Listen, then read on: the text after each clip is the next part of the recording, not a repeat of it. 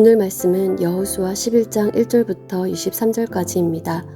하솔왕 야빈이 이 소식을 듣고 마돈왕 요밥과 시므론 왕과 악삽 왕과 및 북쪽 산지와 긴네롯 남쪽 아라바와 평지와 서쪽 돌의 높은 곳에 있는 왕들과 동쪽과 서쪽의 가나안 족속과 아모리 족속과 헷 족속과 브리스 족속과 산지의 여부스 족속과 미스바 땅 헤르몬산 아래 히위 족속에게 사람을 보내매 그들이 그 모든 군대를 거느리고 나왔으니 백성이 많아 해변에 수많은 모래 같고 말과 병거도 심히 많았으며 이 왕들이 모두 모여 나와서 이스라엘과 싸우려고 메론 물가에 함께 진쳤더라. 여호와께서 여호수아에게 이르시되 그들로 말미암아 두려워하지 말라. 내일 이맘때에 내가 그들을 이스라엘 앞에 넘겨주어 몰살시키리니 너는 그들의 말 뒷발에 힘줄을 끊고 그들의 병거를 불사르라 하시니라.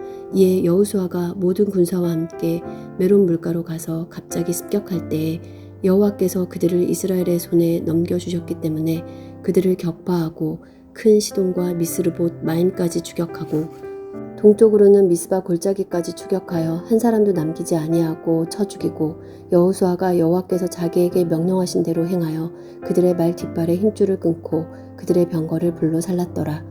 하솔은 본래 그 모든 나라의 머리였더니 그때 여호수아가 돌아와서 하솔을 취하고 그 왕을 칼날로 쳐 죽이고 그 가운데 모든 사람을 칼날로 쳐서 진멸하여 호흡이 있는 자는 하나도 남기지 아니하였고 또 하솔을 불로 살랐고 여호수아가 그 왕들의 모든 성읍과 그 모든 왕을 붙잡아 칼날로 쳐서 진멸하여 바쳤으니 여호와의 종 모세가 명령한 것과 같이 하였으되 여호수아가 하솔만 불살랐고 그 산 위에 세운 성읍들은 이스라엘이 불사르지 아니하였으며 이 성읍들의 모든 재물과 가축은 이스라엘 자손들이 탈취하고 모든 사람은 칼날로 쳐서 멸하여 호흡이 있는 자는 하나도 남기지 아니하였으니 여호와께서 그의 종 모세에게 명령하신 것을 모세는 여호수아에게 명령하였고 여호수아는 그대로 행하여 여호와께서 모세에게 명하신 모든 것을 하나도 행하지 아니한 것이 없었더라. 여호수아가 이같이 그 온 땅 곧 산지와 온 내겝과 고센 온 땅과 평지와 아라바와 이스라엘 산지와 평지를 점령하였으니 곧 세일로 올라가는 한락산에서부터 헤르몬산 아래 레바논 골짜기에 바알가까지라. 그들의 왕들을 모두 잡아 쳐 죽였으며 여호수아가 그 모든 왕들과 싸운 지가 오랫동안이라. 기브온 주민 히위 족속 외에는 이스라엘 자손과 하친한 성읍이 하나도 없고 이스라엘 자손이 싸워서 다 점령하였으니 그들의 마음이 완악하여 이스라엘을 대적하여 싸우러 온 것은 여호와께서 그리하게 하신 것이라. 그들을 진멸하여 바치게 하여 은혜를 입지 못하게 하시고 여호와께서 모세에게 명령하신 대로 그들을 멸하려 하심이었더라. 그때 여호수아가 가서 산지와 헤브론과 드빌과 아낙과 유다 온 산지와 이스라엘의 온 산지에서 아낙 사람들을 멸절하고 그가 또 그들의 성읍들을 진멸하여 바쳤으므로 이스라엘 자손의 땅에는 아낙 사람들이 하나도 남지 아니하였고 가사와 가드와 아스돗에만 남았더라. 이와 같이 여호수아가 여호와께서 모세에게 말씀하신 대로 그 온 땅을 점령하여 이스라엘 지파의 구분에 따라 기업으로 주매 그 땅의 전쟁이 그쳤더라. 아멘.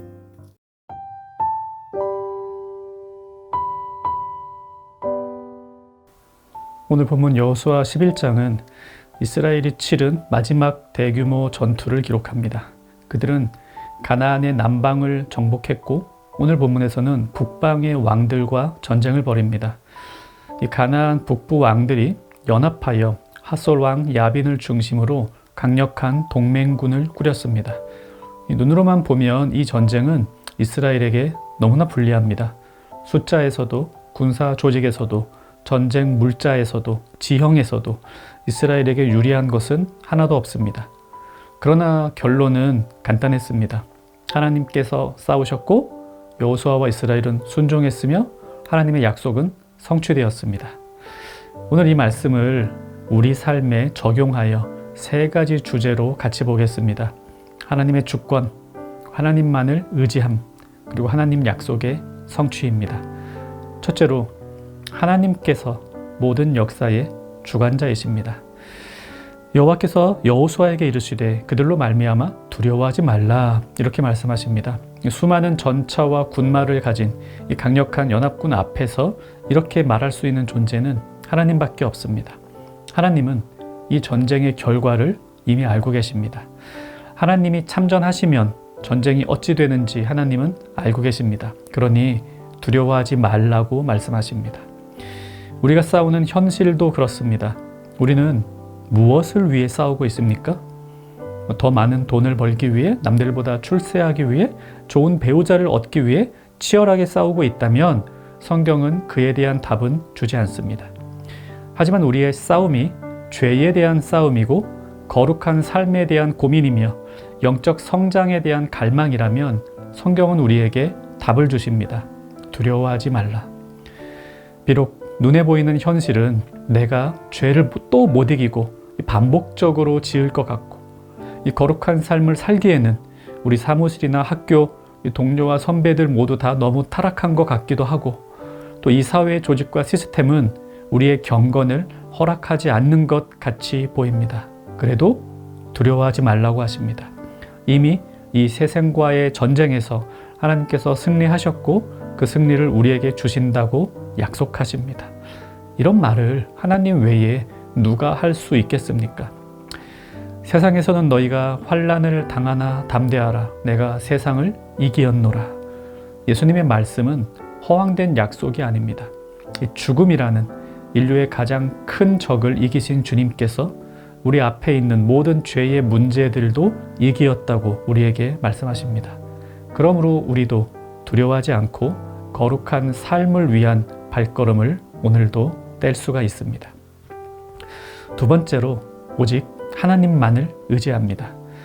이 전쟁에서 승리한 후 하나님께서는 가나안 군대 말 뒷발에 힘줄을 다 끊고 모든 병거를 불사르라고 하셨습니다. 상상하면 굉장히 끔찍한 일이긴 한데요. 이 명령의 의미를 잘 생각해야 됩니다. 사실 가나안 사람들의 말과 병거를 이스라엘이 잘 수집해 놓으면 나중에 사용할 수가 있습니다. 이 많은 말과 병거를 갖추어 놓으면 또 다른 적들로부터 안전할 수 있습니다. 그런데 하나님은 그것들을 사용하지 못하게 하라고 명령하십니다. 아깝죠? 또 왜 그런 명령을 내리셨을까요? 이 가나안의 말과 병거를 남겨두고 그것을 나중에 사용하기를 바라는 마음은 가나안의 군사력을 의지하는 마음입니다. 지금 이스라엘은 자신들의 군사력 때문에 이 전쟁에서 이긴 게 아닙니다. 그런데 다음번 전쟁을 위해 가나안의 전쟁 물자를 남겨두고 그것을 의지하여 다음 전쟁에 대비한다? 맞지 않습니다. 오늘도 하나님을 의지하여 이기었듯이 다음번에도 하나님께서 동일한 승리를 주실 것을 믿어야 합니다. 이 하나님만을 의지한다는 말은 세상의 경험이나 지식이나 자본 등을 무시하는 것과 같은 말은 아닙니다.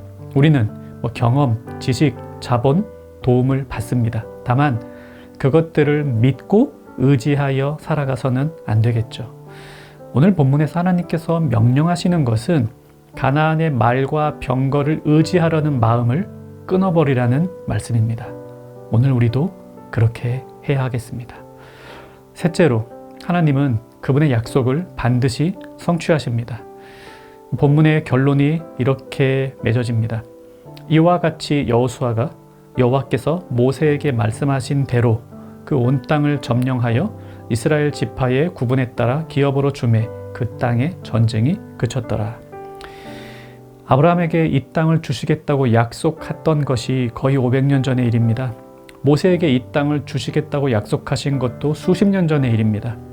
그동안 이스라엘은 광야 40년을 거쳐서 기나긴 정복 전쟁을 벌여왔습니다. 힘든 시간이었지만 결국 하나님께서는 그들에게 약속하신 대로 땅을 주셨고 그 땅에는 평화가 찾아왔습니다. 유진 피터스는 한길 가는 순례자라는 책에서 이렇게 말합니다. 하나님은 약속을 하시면 반드시 끝까지 지키시는 분이시다. 신앙은 그 약속을 신뢰하며 한 걸음씩 걸어가는 여정이다. 한 걸음씩 걸어가는 여정이라는 말이 마음에 와닿습니다. 오늘의 괴로운 일들을 점프해서 마지막 결론으로 성큼 가면 좋겠지만 오늘도 우리는 한 걸음만 걸어갈 뿐입니다. 우리가 이 땅에서의 힘든 경건의 싸움을 모두 싸우고 마치는 날 우리가 보고자 하는 모습이 바로 이런 것이겠죠. 모든 눈물을 그 눈에서 닦아주시니 다시는 사망이 없고 애통하는 것이나 곡하는 것이나 아픈 것이 다시 있지 아니하리니 처음 것들이 다 지나갔음이로라. 주님의 약속이 성취되는 모습입니다. 하나님은 반드시 약속을 지키십니다. 오늘도 우리는 약속을 지키시는 하나님을 신뢰하며 조금 힘들지만 한 걸음 경건의 훈련을 걸어가야 하겠습니다. 말씀 생각하며 기도합시다.